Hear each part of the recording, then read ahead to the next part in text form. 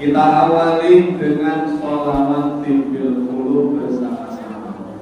Allahumma sholli ala sayyidina Muhammadin tibil qulub wa dawaiha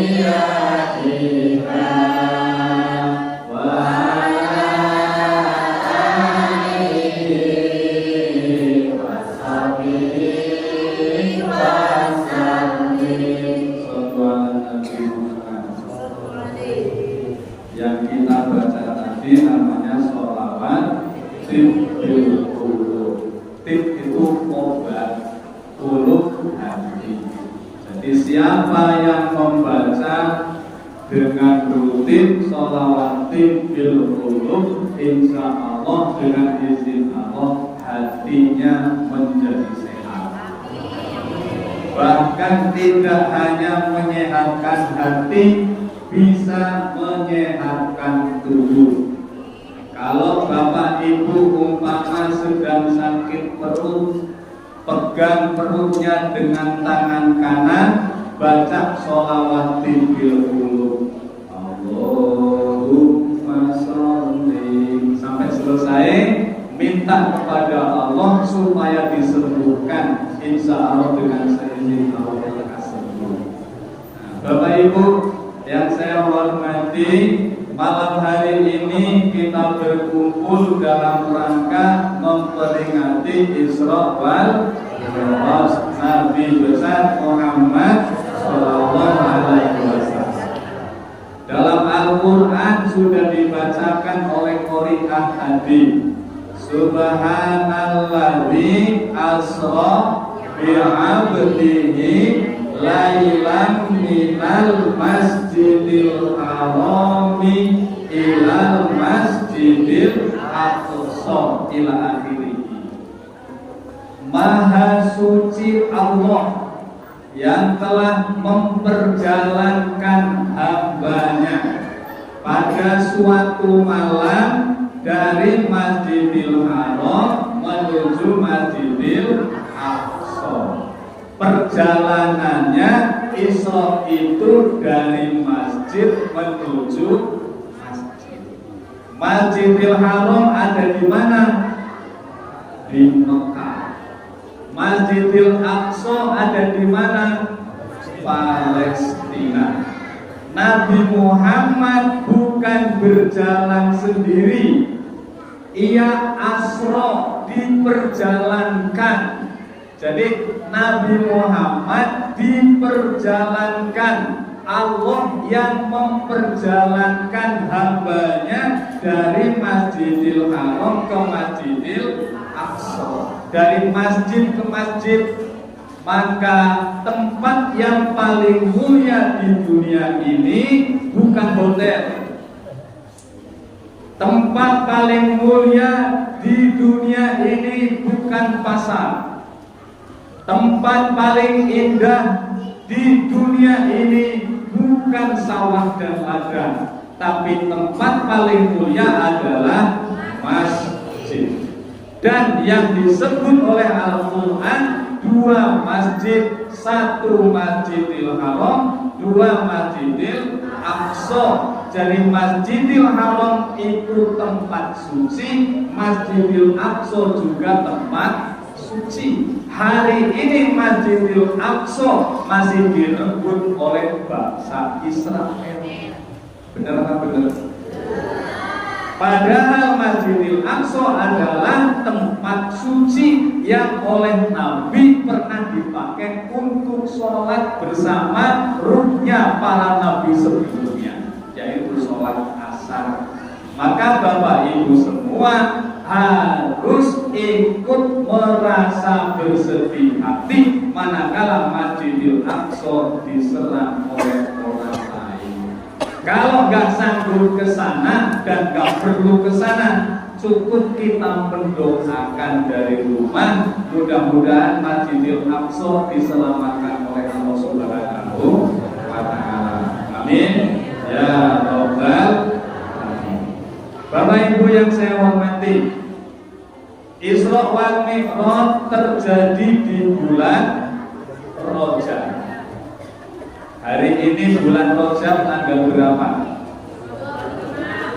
Malam ke-26. 26 apa 25? 26. Dulu terjadi di malam 27 Rajab. Bapak Ibu, maka bulan Rajab ini diberi nama banyak, di antaranya pertama, Rajab itu diberi nama dengan sebutan Syahrul Asad, bulan yang tuli. Bulan yang tuli. Ngerti tuli apa enggak Bapak Ibu? Apa itu tuli? Bukan. Apa itu bukan? Tuli. Kalau dipanggil dia enggak. Kalau ada mbah-mbah di sini dipanggil mbah, kok diem aja, berarti mbahnya namanya Tuli. Kalau ada ibu-ibu dipanggil Bu, kok diem aja, berarti ibunya Tuli. Rajab itu Syahrul Asad, bulan yang tuli, berarti Rajab gak mau denger. Maka diriwayatkan bahwa di akhir bulan Rajab setiap tahunnya, Rajab itu menghadap Allah Subhanahu. Begitu Rajab bertemu dengan Allah, Allah bertanyalah kepada si Rajab. Apa kata Allah? Wahai Rajab, aku bertanya kepadamu, apakah orang-orang di sana waktu kamu masih menjadi bulan Rajab, mereka itu mengagungkan engkau, menghormati engkau apa tidak? Karena Rajab gak tuli, karena Rajab bulan yang tuli, maka Rajab itu gak jawab. Kemudian ditanya lagi oleh Allah kedua kalinya, wahai Rajab, apakah orang-orang yang hidup bersamamu itu menghargai kamu? menghormati kamu, mengagungkan kamu. Rojab diam. Kemudian ditanya ketiga kalinya, wahai Rojab, aku tanya kamu sekali lagi, apakah orang-orang yang bersama kamu, hidupnya bersama kamu, mereka menghargai kamu, menghormati kamu, dan mengagungkan kamu dengan berbagai macam ibadah? Si Rojab baru menjawab, ya Tuhan, Engkau adalah Tuhan yang menyuruh kami untuk menutupi aib makhluk-Mu. Maka ya Tuhan, aku pun akan menutupi makhluk-makhluk-Mu yang hidup bersamaku. Orang-orang yang hidup bersamaku selama 1 bulan, aku gak mendengar kalau mereka gak menghormati aku. Yang aku dengar, orang-orang yang hidup bersamaku, mereka itu menghargai aku, menghormati aku, mengagungkan aku. Mereka mengadakan rojaban, mereka mengadakan sholawatan, mereka mengadakan sholat malam, dan lain sebagainya. Yang gak seperti itu saya gak tahu ya Tuhan. Jadi maksudnya Rojab menutupi kejelekan orang lain, maka disebut tuli. Jadi yang dimaksud Rojab tuli, Rojab itu hanya mau mendengar ucapan orang lain yang bagus, tidak mau mendengar ucapan orang lain yang buruk. Ini namanya tuli, gak mau dengerin yang jelek-jelek. Oleh karenanya, saya, Bapak Ibu semua, di bulan Rojab ini seyogianya tiru-tiru sifatnya bulan Rajab. Hanya menceritakan kebaikan orang lain, nutupi kejelekan orang lain. Siapa enggak? Kira-kira ibu-ibu kalau lagi duduk sama tetangganya, menceritakan tetangganya cerita yang baik apa yang buruk? Yang baik apa yang buruk? Yang buruk gak diceritakan? Nah, alhamdulillah. Yang tukang ceritain keburukan orang itu di sana. Di sini enggak beda. Tiru bulan Rojab, tutupi aib orang lain, ceritakan yang bagus-bagus. Siapa yang di dunia ini mau menutupi orang lain aibnya, maka orang itu oleh Allah akan ditutupi kejelekannya dunia dan akhirat. Seneng apa enggak? Ibu, bapak, di rumah punya kucing enggak? Punya. Kalau kucing itu lagi seneng, kucing laki sama kucing perempuan lagi seneng, lagi rabi, nanti rabi bersukawa. Kira-kira ibu di dalam rumah denger enggak ceritanya? Denger nggak? Lagi ngapain itu? Kalau ada kucing laki-laki perempuan, dia meong keras-keras, itu sedang apa? Sedang melakukan kebahagiaan bersama.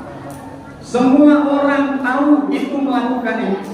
Ini artinya bahwa si kucing itu ketika melakukan suatu aib oleh Allah diperlihatkan oleh orang pada orang di sekelilingnya.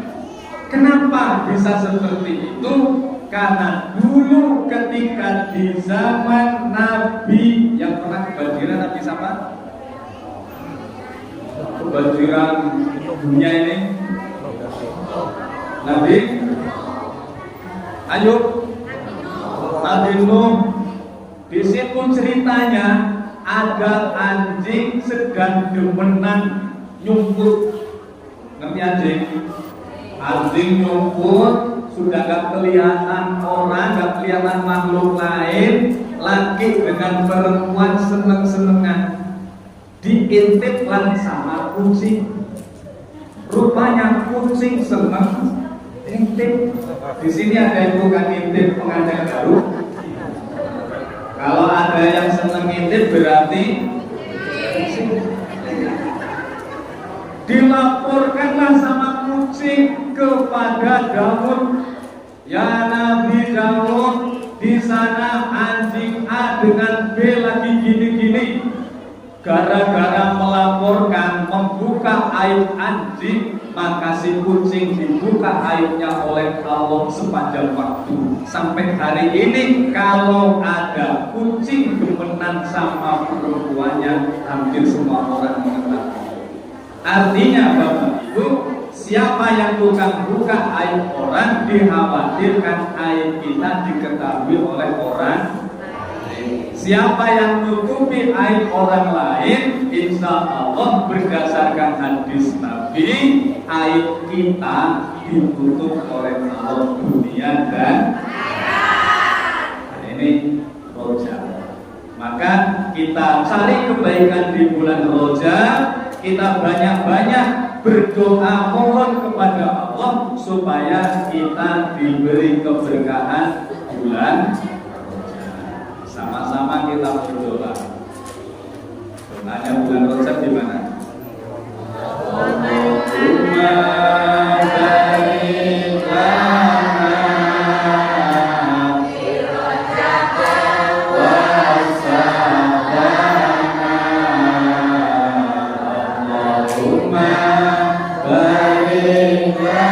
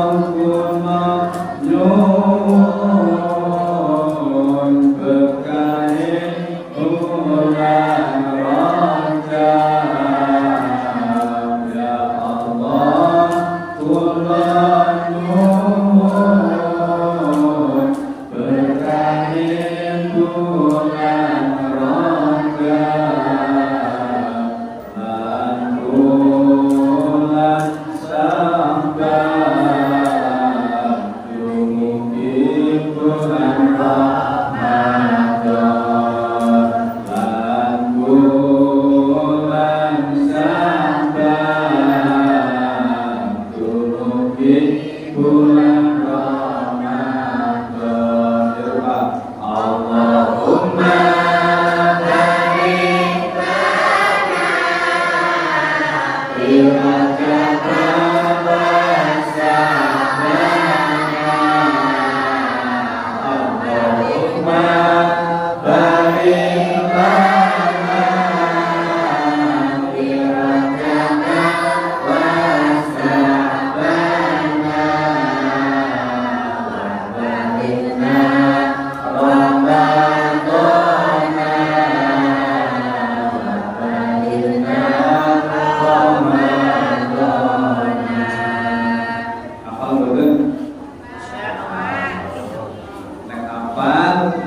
sampai rumah sering-sering dibaca sambil nyambel Allahumma barik lana irjaba wa sa'bana. Gak apa-apa, sambil nyuci, sambil nyapu, sambil naik mobil, baca itu doa. Mudah-mudahan di bulan Rajab sampai Saban sampai Ramadan kita diberi keberkahan oleh Allah Subhanahu. Satu, Rajab disebut Syahrul Asham, bulan yang tuli. Yang kedua, bulan Rajab diberi nama Syahrul Tahulli. Apa? Syahrul Tahulli, bulan penyucian hati. bulan di mana seseorang harus membersihkan hati dari kotoran-kotoran. Hal ini disebabkan karena ketika baginda Nabi hendak Isra wal Mi'raj, tujuan Isra wal Mi'raj adalah Nabi akan bertemu dengan Tuhan yang Maha Suci. Siapa Tuhan yang Maha Suci? Allah yang Maha Suci tidak bisa ditemui kecuali oleh hambanya yang suci. Maka Nabi Muhammad untuk bisa ketemu dengan Allah yang Maha Suci terlebih dulu sucikan hatinya. Maka datanglah malaikat Jibril selaku pembimbing baginda Nabi, selaku guru Nabi. Ia membelah dadanya Nabi besar Muhammad Sallallahu Alaihi Wasallam. Dibelah dadanya, diambil jantungnya. Bapak Ibu yang saya hormati, jantung atau kolbun diambil oleh malaikat Jibril, dibuang darah hitamnya. Kalau Bapak Ibu mau buka dada sendiri, dibelah, dilihat jantungnya, di situ ada darah hitam. Darah hitam itu namanya hazus syaiton, tempat bersemayamnya setan. Nah, Bapak Ibu, jadi dalam hati Bapak Ibu semua, termasuk saya, termasuk Nabi Muhammad, ada hazus syaitonnya. Apa hazus syaiton tadi? Tempat bersemayamnya setan. Maka setan itu Bapak Ibu bukan di bawah pohon bambu, bukan. Setan itu bukan di bawah pohon yang rindang, tapi setan itu ada di dalam. Pernah lihat setan belum? Belum. Pengen lihat gak? Kalau pengen lihat nanti pulang sampai rumah ngadep kaca, terus lihat itu. Kira-kira itu ibu apa setan? Bapak Ibu, diambil, dibersihkan dengan air zam-zam. Setelah hilang hazus syaitonnya, oleh Jibril dimasuki ilmu dan hikmah, dimasukkan ke dalam dada, kemudian dadanya dibenahi lagi oleh malaikat Jibril. Jadilah Muhammad seorang manusia yang suci hati. Nah, dan ini terjadi di bulan Rajab. Menjelang beliau akan menjumpai Allah yang Maha Suci atau yang disebut dengan Isra wal Mi'raj. Maka ibu bapak, tugas kita semua di bulan Rajab ini salah satunya adalah membelah dada masing-masing, cuci hatinya. Kira-kira siap boten nih belah dada mangke, sampai rumah ambil golok, belah dadanya, ambil hatinya, buang kotorannya. Maksudnya Bapak Ibu, tak perlu kita membelah pakai pisau, pakai golok, gak perlu. Cukup ketahui, cari kotoran-kotoran yang ada di dalam. Kira-kira hati Bapak Ibu termasuk saya banyak kotorannya apa enggak? Ada najisnya enggak? Ada setannya enggak? Nah, banyak setannya di sini. Harus dibersihkan. Contoh, Pak, Bu, kotoran hati contohnya ria. Ngerti ria? melihat-lihatkan kebaikan kita kepada orang lain dengan tujuan supaya orang lain memuji kita. Itu namanya riya, itu kotoran hati. Ada lagi namanya hasad, bahasa kitanya dengki. Ngerti dengki? Dengki itu ketika saya melihat orang lain senang, hati saya susah. Itu namanya dengki. Tetangganya beli televisi, hatinya panas. Ada gak yang bukan begitu? Tetangganya setelah 1 bulan beli televisi, beli motor bagus, kepalanya pusing. Setahunnya akan datang tetangganya yang tadi beli TV sama beli motor, tahun depan beli mobil pria. Besoknya dengar lagi tetangganya beli sawah dengan rumah bagus, langsung masuk rumah sakit. Kenapa? Karena hatinya merasa susah.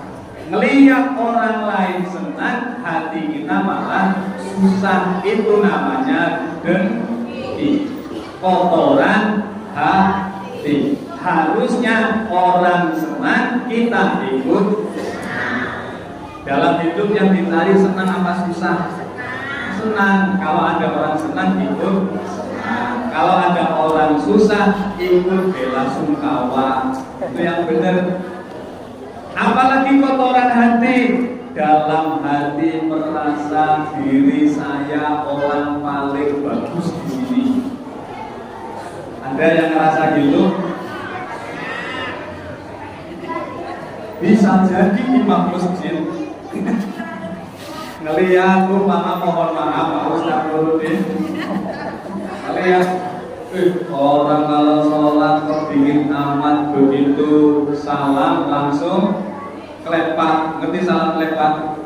Terus hatinya merasa, lihat nih saya, berarti satu masjid ini yang paling soleh, yang paling takwa, nanti di akhirat yang masuk surga, yang lain itu masuk itu kan nganggep diri saya paling bagus. Itu namanya sombong. Ngerti? Dulu ketika Nabi Adam diciptakan berbentuk seperti ini bisa jalan, waktu itu iblis, Pak, iblis itu ahli ibadah dulunya, makhluk yang soleh.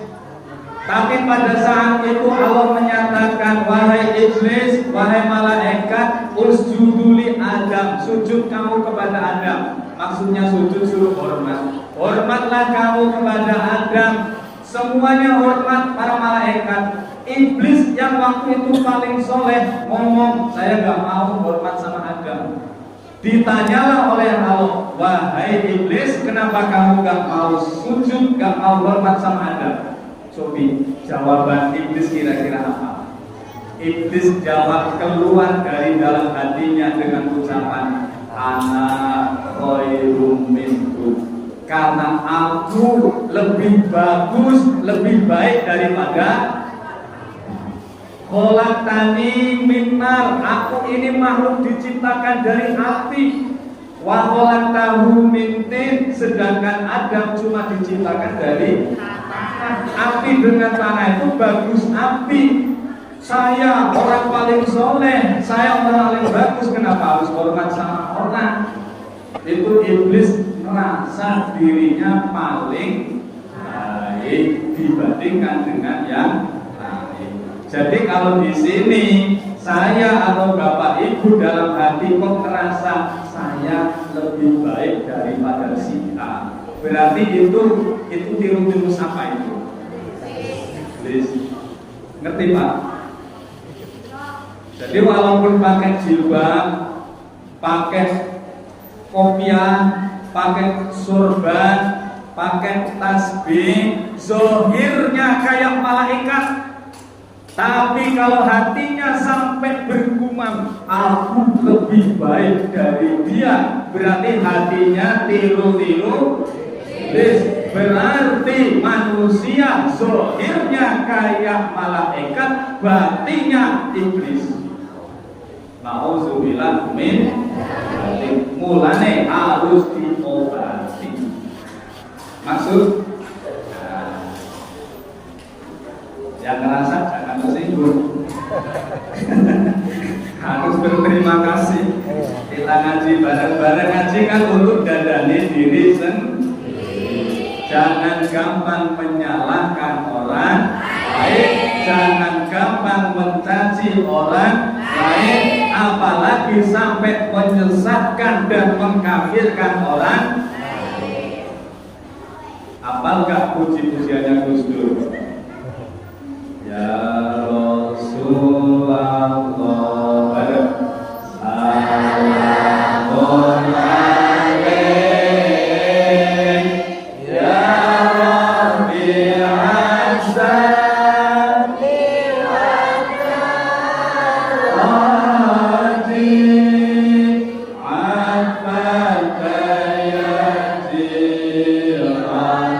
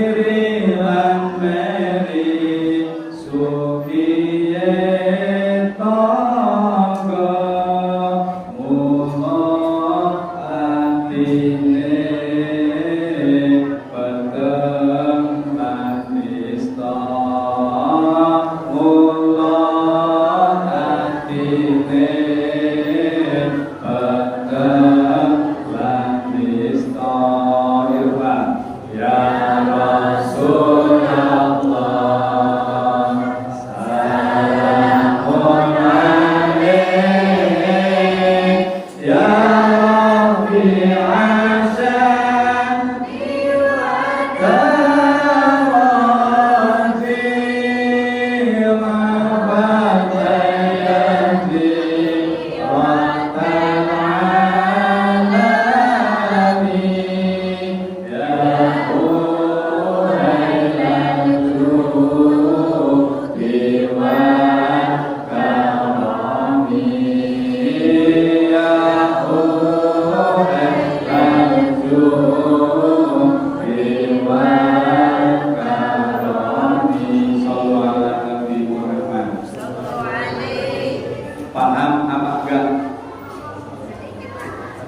Ibu Bapak paham gak dengan ujian tadi?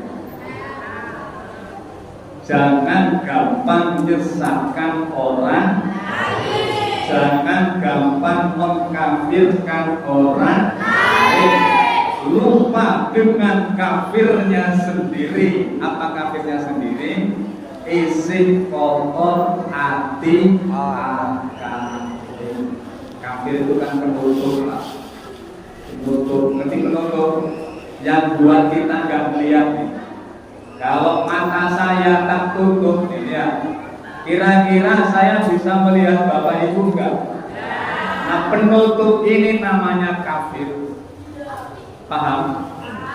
Kalau orang nyala-nyalakan orang lain, hatinya masih tertutup karena dia nggak melihat orang lain begini begitu berbeda dengan kita. Semua mereka padahal diciptakan oleh Tuhan kita Allah Subhanahu wa Ta'ala. Gak bisa melihat apa yang diperbuat oleh Allah karena tertutup. Maksudnya ini, jadi mulai hari ini jangan seneng ribut, yang kunut main kunut, yang gak kunut biarin kan, yang usoli biar usoli, yang gak usoli biarkan gak usoli. Gak penting itu, semuanya sah. Yang penting kita membenahi hati. Siap? Bapak Ibu yang saya hormati, apa nomor 2? Syahrul Taholli, hari bulan untuk membersihkan. Yang ketiga, Rojab ini adalah syahrul sholat, bulan sholat.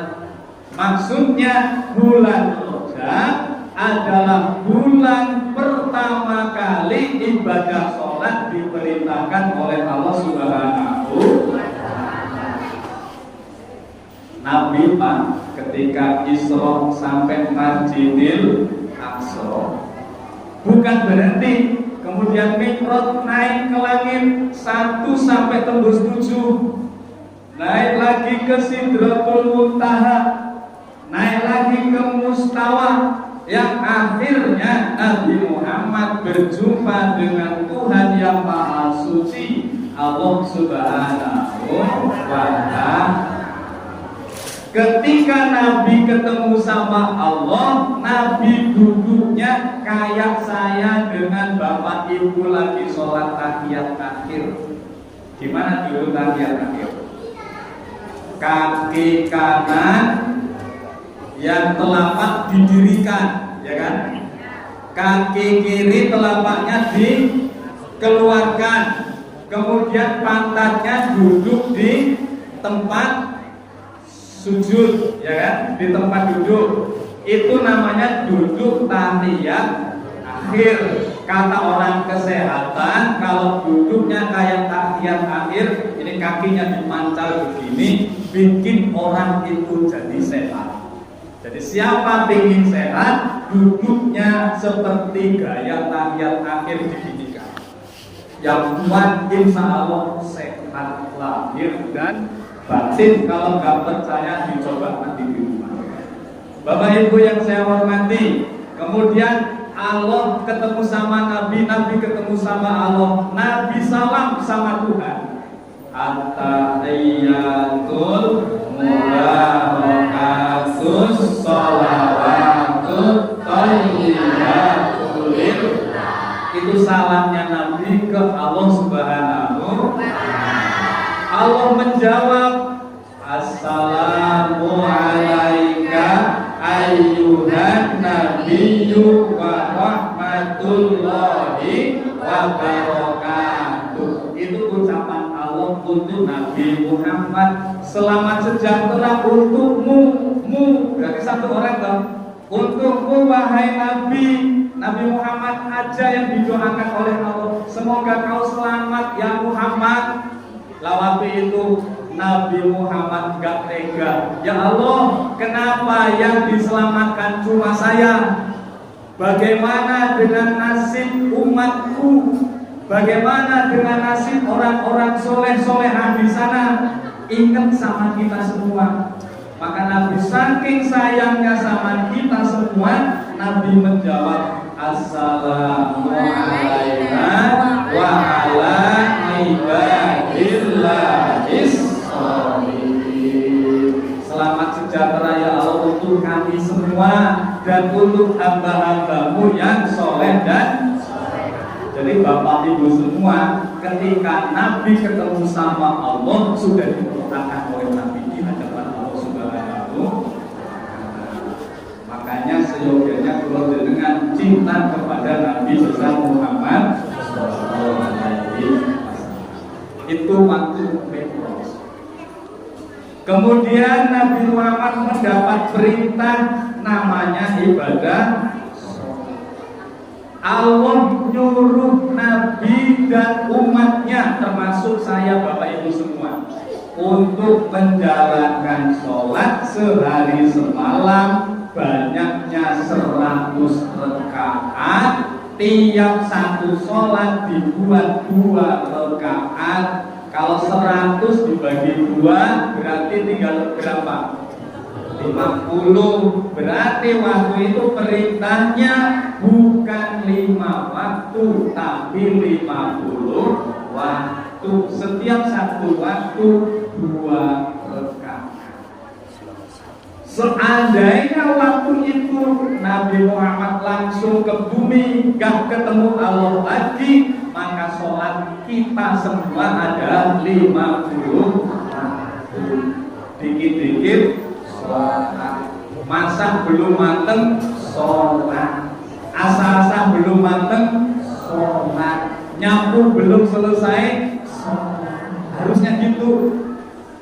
Untung Nabi Muhammad turun ketemu dengan Nabi Musa.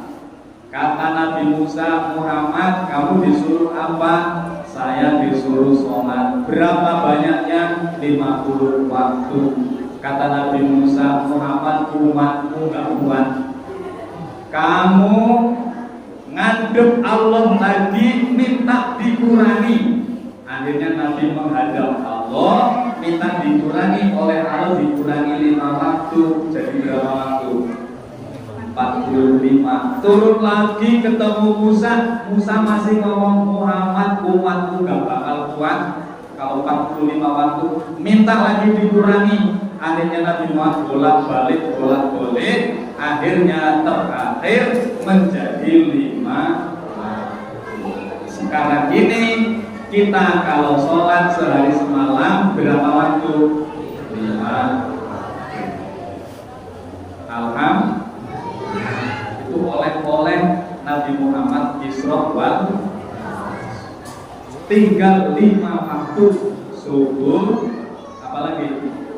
Zuhur, asar, maghrib, isya. Dan itu waktu-waktu istirahat semua. Jadi enak kita menjalankan ibadah sholat 5 waktu.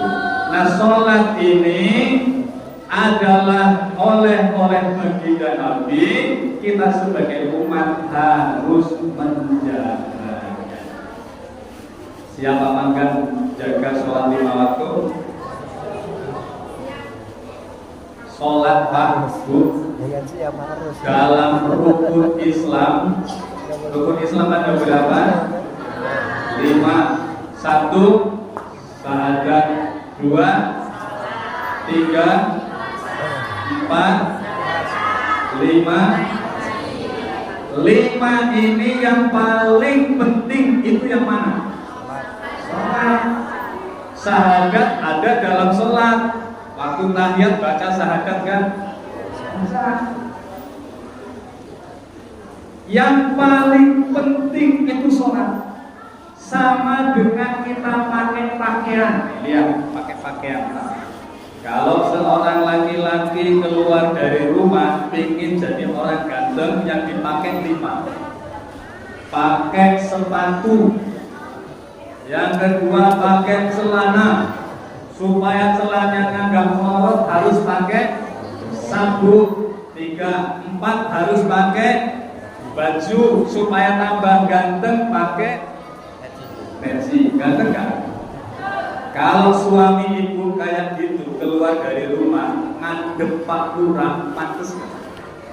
Pantes, sempurna. Tapi lima-limanya itu Pak Ibu, sepatu, celana, sabuk, baju, peci, yang paling penting kira-kira yang mana? Sepatu sama celana. Mana? Paling penting yang penting katokan. Kalau ibu atau bapak keluar dari rumah nggak pakai sepatu, pakai celana, pakai baju, nggak pakai peci, jalan-jalan mondar-mandir, pantes nggak? Pantes, pantes. Kalau ada seorang suami mau menghadap Pak Lurah, pakai sepatu necis, harganya 5 juta rupiah. Pakai baju paling mahal, pakai peci karena pulang dari haji, tapi nggak pakai celana. Keluar berangkat ke kantor desa, kira-kira pantes? Kenapa? Gak pakai? Maka yang paling penting adalah celana. Jadi yang gak sholat sama dengan orang gak pakai celana. Maksud? Main poli gak pakai celana. Gak pantes. Pak Nurdin mau nikahkan gak pakai pantes gak? Orang gak sholat di hadapan Allah mirip dengan orang gak pakai celana. Makanya harus menjalankan ibadah. Maksud ya? Siap sholat semua? Ada sholawatan yang zaman sekarang itu nyinggung orang sholat, tapi yang gak sholat itu gak bersih. Iwat bandeng, iwat bandeng, iwat sepat, percuma ganteng, percuma ganteng, gelem sholat. Allahumma sholli wa sallim ala sayyidina wa maulana Muhammadin adadana bil ilmi sholatan kahimatan bidawami mulkil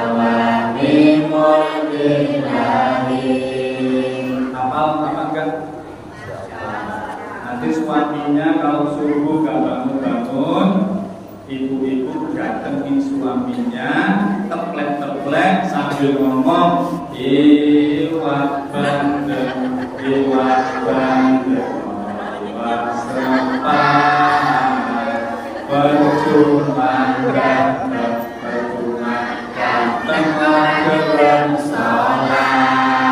Kira-kira suami ibu marah gak?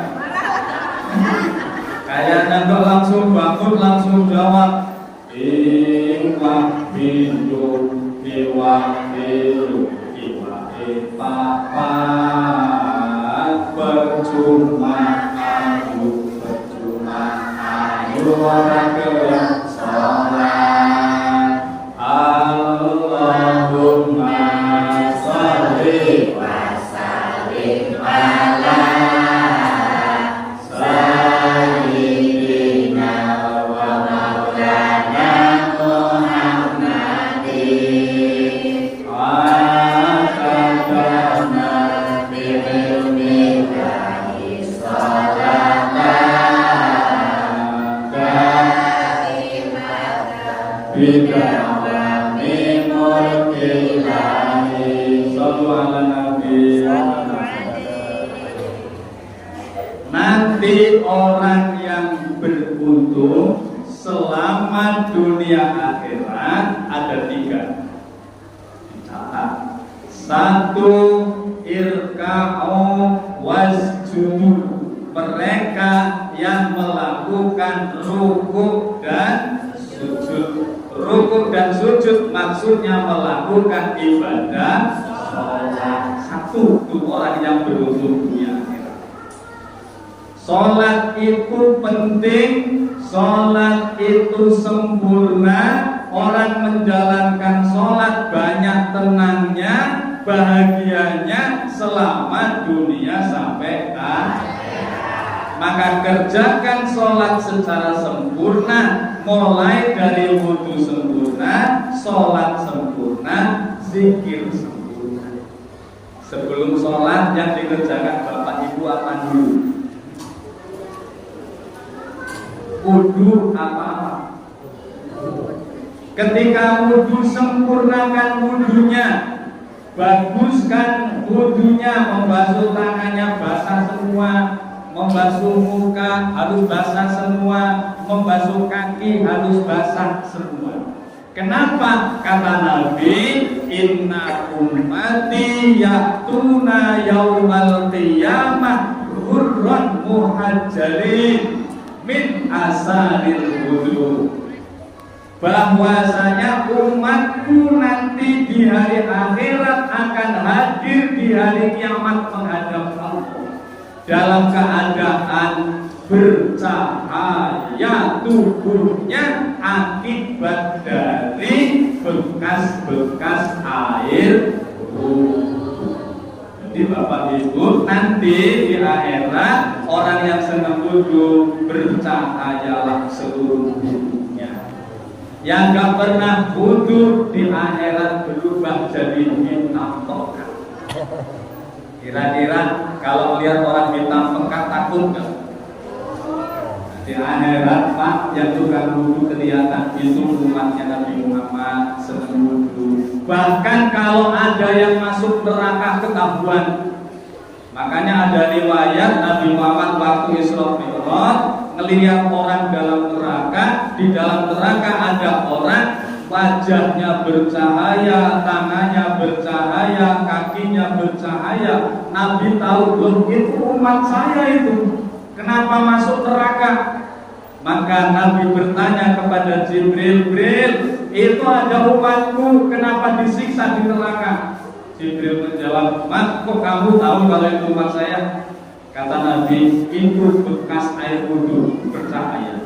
Saya tanya Jibril, kenapa dia sampai masuk neraka?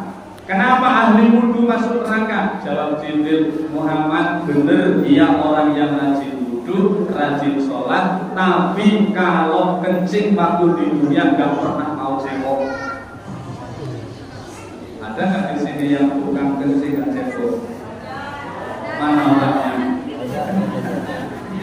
Kalau bilangin, mulai nanti yang biasa belum cebok, kalau kencing harus 1, wudu membuat kita bercahaya di hari akhir. Yang kedua, dianjurkan sholatnya sebisa mungkin berjamaah. Ngerti berjamaah? Ada imam, ada di sini kalau subuh jamaahnya berapa orang Pak Nurdin? Sekitar 30-an. Sekitar 30 orang. 30 orang dibuang tinggal berapa? Bapak Ibu yang saya hormati, kalau kita sholatnya berjamaah, nanti ketika si imam membaca ghairil maghdubi alaihim waladdallin, imam baca amin, makmum ikut amin. Ya Pak ya? Nabi pernah mengatakan, "Idza amanal imam," apabila seorang imam mengucapkan amin, fa aminu, maka ucapkan amin juga wahai para makmum. Fa inna mawafaqo ta'minuhu ta'minal malaika, karena sesungguhnya siapa yang baca amin dalam sholat berbarengan dengan aminnya malaikat, ghufira lahu ma taqaddama min dzambih, maka Allah ampuni seluruh dosa-dosa yang lalu. Jadi Bapak Ibu, waktu ada sholat jamaah itu malaikat ikut sholat. Waktu imam amin, malaikat ikut amin. Kalau Bapak Ibu yang jadi makmum amin bareng imam, berarti Ibu Bapak aminnya bareng malaikat. Siapa yang aminnya bareng malaikat, dosa-dosanya yang lalu diampuni oleh Allah Subhanahu. Maka senang bahagia orang yang menjalankan sholat dengan cara berjamaah. Belum kata Nabi yang dalam hadis lain, siapa yang jamaah 5 waktu terus menerus dalam hariannya, la yusibu faqrun fid dunya, dia tidak akan pernah mengalami kemiskinan di dunia. Kalau mau sholat 5 waktu berjamaah, apalagi yukti kita bahu biyamini, nanti di alam kubur akan diberi buku catatan amal menggunakan tangan kanan sebagai tanda dia selamat.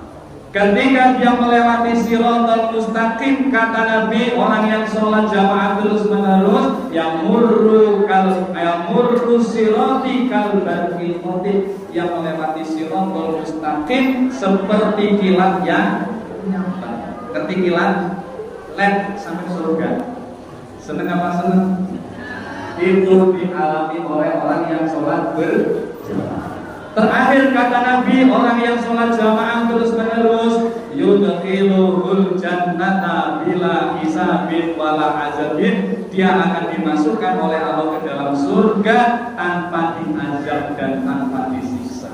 Yang lain disiksa, dihisab, dia enggak disiksa, enggak dihisab, langsung dimasukkan surganya Allah Subhanahu.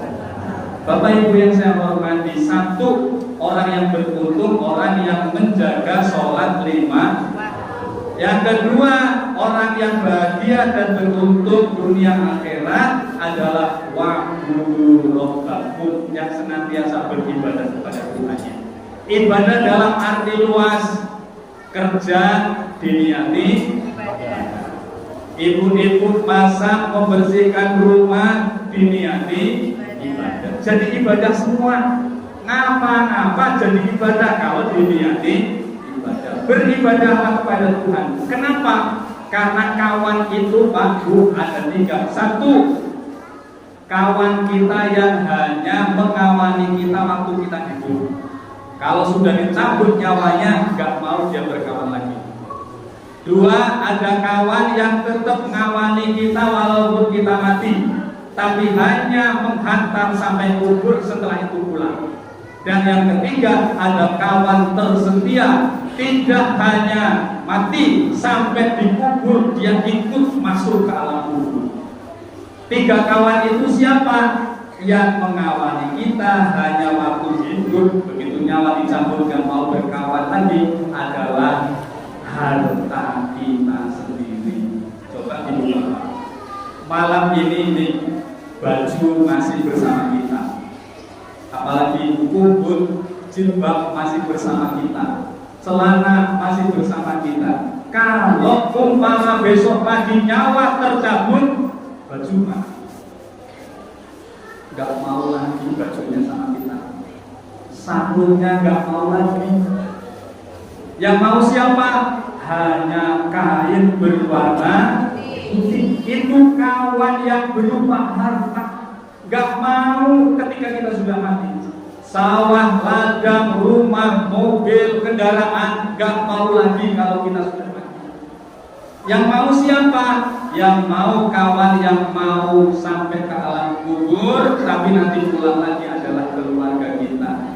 Istri masih mau nganterin sampai kubur, suami masih mau nganterin sampai kubur, saudara tetangga masih mau nganterin sampai kubur. Begitu jenazah dipendem, istri kita itu kira-kira mau dipendem kan? Yang dulu ngomongnya cintanya seiring sejalan masih mau? Yang sehidup semati mau mati? Mau. Pulang. Itu kawan yang nomor 2. Ada kawan nomor 3, dia akan mengawali kita sampai di alam barzakh, yaitu amal ibadah. Jadi kawan paling setia adalah amal ibadah. Makanya harus beramal, harus beribadah. Itu orang beruntung. Kalau enggak beribadah, walaupun kaya, kita ditinggalkan oleh kekayaan. Yang ketiga, Bapak Ibu yang saya hormati, orang yang beruntung, nomor satu orang sholat, 2 orang yang beribadah harian, nomor 3 wa'alul khairu, mereka yang berbuat baik kepada siapapun, baik kepada tetangga, baik kepada keluarga, baik kepada masyarakat. Insya Allah orang itu mukhlifun, orang-orang yang beruntung. Silakan dibuka dalam surat Al-Hajj ayat 77 menerangkan hal ini. Bisa dipahami ya Bapak Ibu ya. Kita akhiri dengan sholawat yang tentang sholat tadi. Allahumma sholli wa sallim ala sayyidina wa maulana Muhammadin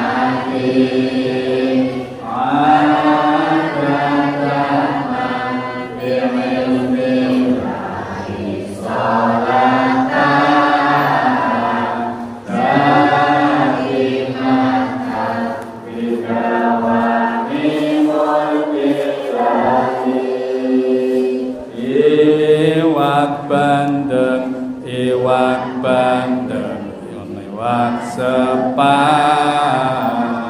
percuma ganteng orang gelem sholat. Allahumma sholli wa sallim ala sayyidina wa maulana Muhammadin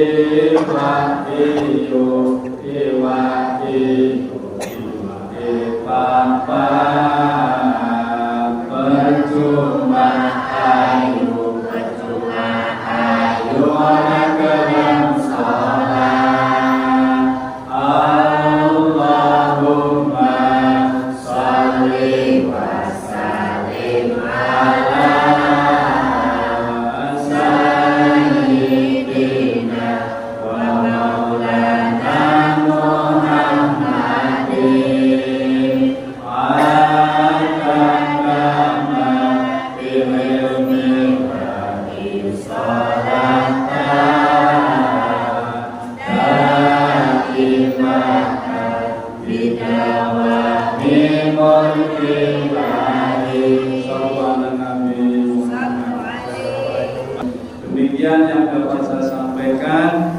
Mohon maaf apabila ucapan saya ada yang salah atau menyinggung hati Bapak Ibu semua. Semuanya tidak saya sengaja. Kalau ada singgungan itu sesungguhnya ngomong diri saya sendiri. Terima kasih dan mohon maaf. Wallahul muwaffiq ila aqwamit thoriq. Wassalamualaikum warahmatullahi wabarakatuh. Waalaikumsalam.